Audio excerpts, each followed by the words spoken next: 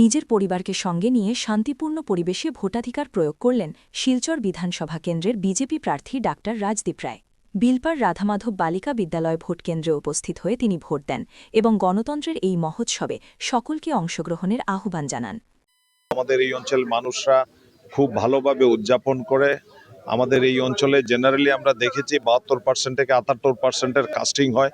আমি আশা রাখছি এইবার 80% ভোট মানুষ দেবে এবং মানুষের মধ্যে আশা আছে, উদ্দীপনা আছে। নরেন্দ্র মোদীর পলিসি নিয়ে মানুষের মধ্যে একটা অ্যাসপিরেশন আছে।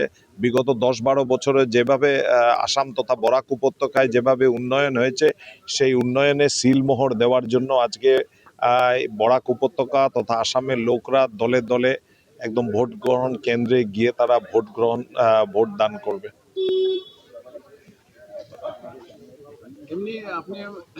আমার ধারণা জেনারেলি আমি ভাবছি 82 to 84% ভোট কাস্টিং হবে আজকে শিলচরে। মানে আমার অ্যাসেম্বলিতে 82 to 84% ভোট কাস্টিং হবে।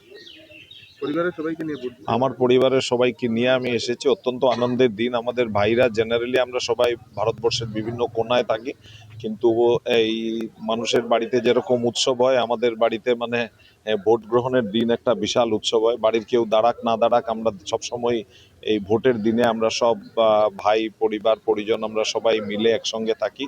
তো আজকে আমরা সবাই এসেছি বাড়িতে 8-10 জন আমরা ভোট কাস্ট প্রক্রিয়া চলছে।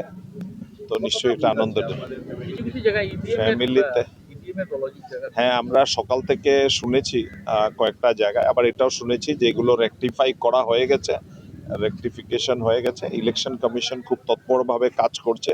আমি আশা করি যে যে জায়গায় গোলযোগ হয়েছে, আমি ইলেকশন কমিশনের কাছে আমার একটা আর্জি থাকবে, যদি কোনো জায়গায় আধা ঘন্টা থেকে বেশি 10-15 মিনিট কি আধা ঘন্টার থেকে বেশি সময় নষ্ট হয়েছে, পর্যাপ্ত পরিমাণে শেষের দিকে যেন সেই সময়টা দেওয়া হয়, যাতে ভোটাররা এসে যে নষ্ট সময়টাকে মেকআপ করার জন্য ইলেকশন কমিশন যেন দৃষ্টি রাখে।